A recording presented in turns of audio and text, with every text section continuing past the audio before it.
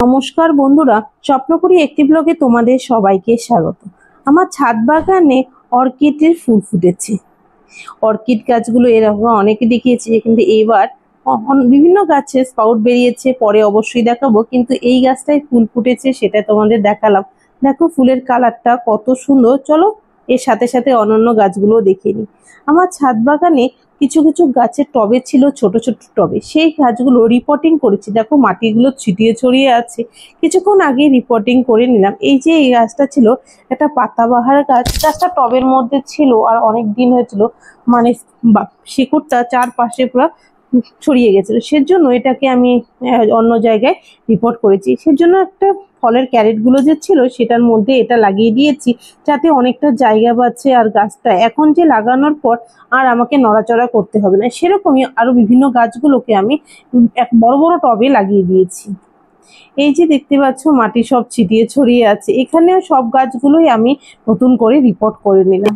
এই তার মধ্যে হচ্ছে মালটাটা অনেকটাই বড় হয়েছিল, গাছটা আর ভীষণ লম্বা হয়ে গেছে। সেজন্যই গাছটা হচ্ছে টবের মধ্যে রিপোর্ট করে নিলাম। যেহেতু এখন মানে টবগুলো যে ছোট ছোট ছিল, সেগুলো হচ্ছে বড় বড় টবে আমি রিপোর্ট করে পরবর্তীতে আমাকে মানে নড়াচড়া করতে হবে না, একবারে সেট করে নিয়েছি। এখানে লেবু গাছটাও ছিল, দেখিয়েছিলাম যে লেবুও হয়েছে। লেবু গাছটা অনেকটাই বড় ছিল আর জায়গাও অনেকটা দরকার ছিল, সেজন্য একটা বড় টবের মধ্যে লেবু গাছটাও আমি লাগিয়ে নিয়েছি। এখন মোটামুটি চার পাতাগুলোকে দেখো কিরকম নষ্ট হয়ে যাচ্ছে, ফাঙ্গাল হয়েছে, গাছে ফাঙ্গাল প্রচুর ধরেছে। দেখি স্প্রে করে দেব। গাছ আগে রিপোর্টে করে নিলাম, তার দুদিন পরের মধ্যে শেডের মধ্যে রেখেছি গাছগুলো। এটা হচ্ছে ছাদ বাগানের লেবু গাছটা। শুধু তাই নয়, আরো বিভিন্ন গাছ যে ছিল, কাঁঠাল গাছটাও ছিল। কাঁঠাল গাছটা একটা টবে ছিল, সেটা অন্য টবেও রিপোর্ট করে নিলাম।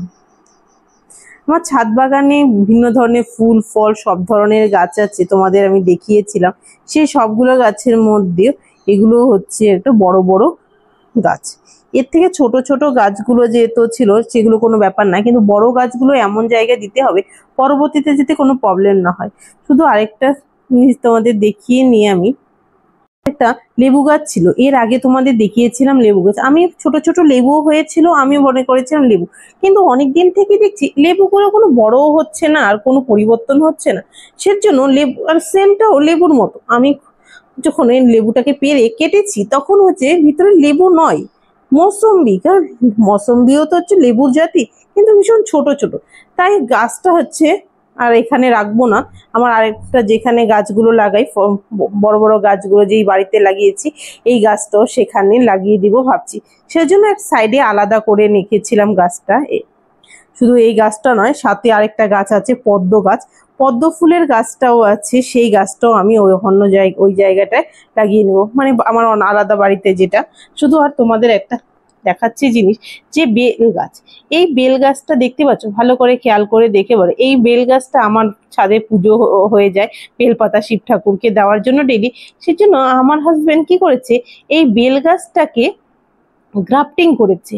এই গাছটা অনেকটা লম্বা হয়েছিল, কিন্তু এই গ্রাফটিং করার পর গাছটা যাতে ছড়িয়ে দেয়, ছোট গাছেই থাকে, সেজন্য গ্রাফটিং করেছিল। একটা ডাল কেটে নিয়ে আরেকটা ডালের মধ্যে একটা গ্রাফটিং করেছিল, কিন্তু গ্রাফটিংটা একদম সাকসেস হয়েছে, সুন্দর হয়েছে, আর নতুন পাতাও ছেড়েছে বেল গাছটা।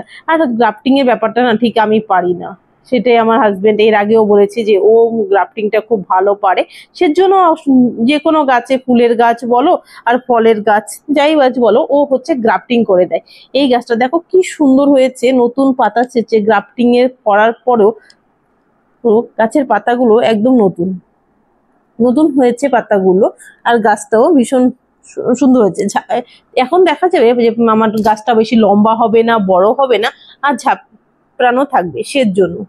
আর এই যে এই গাছটা, একটা ফুলের গাছ এনেছিলাম। প্রথমে আমি জানতাম না এটা কি ফুলের গাছ, একদিন বাজার থেকে হাজবেন্ড কিনে এনেছিল। সেই জন্য দেখো কি সুন্দর ফুলের কালারটা। এই কালারটা ফুল, এটা হচ্ছে মানে গাছ পদ্ম হয়তো কিছু বলে সামথিং, আমি কিছু ঠিক নাম জানি না এই গাছটার। তোমরা যদি নাম জেনে থাকো অবশ্যই আমাকে কমেন্ট করে জানাবে যে এই ফুল গাছটার নাম কি। এটা প্রথম প্রচুর কুড়ি এসেছিল, এই গাছ একটা ফুল হয়তো নষ্ট হয়ে গেছে, আর ফুলটা আমি নিচ্ছি না, কারণ আমার বাড়িতে এত ফুল আর দরকার হয় না পাড়ার জন্য, গাছেই ফুলগুলো থাকে, শুকিয়ে যায়। এই গাছটা ফুল ফুটেছে, আর ফুলের কালারটাও আমার ভালো লাগছে, খুবই সুন্দর একটা মিষ্টি কালার এটা।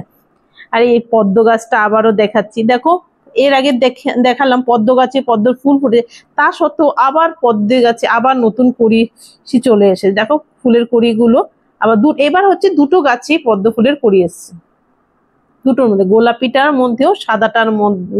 তো আর পাতাগুলো না ভীষণ কেমন জানি নষ্ট হয়ে যাচ্ছে, ঠিক কি কারণে সেটা আমি না ধরতে পারছি না। পাতাগুলো মধ্যে ছিটছিট ছিটছিট কি হয়েছে, মানে ওপর পাটটা না নিচ পাটটা দেখলে দেখা যাচ্ছে কিন্তু এর জন্য কি করতে হবে ঠিক আমি বুঝতে পারছি না, এর জন্য কি দিতে হবে। আর এই যে পদ্ম গাছটা, দুটো গাছে মানে সাদা গাছটা অনেকটাই বড় গাছ, দেখো অনেকটা ছড়িয়ে হয়েছে, কিন্তু গোলাপি কালারটা সেই তুলনায় একটু কম আছে, কিন্তু দুটো গাছই সমান তালে ফুল ফুটেছে।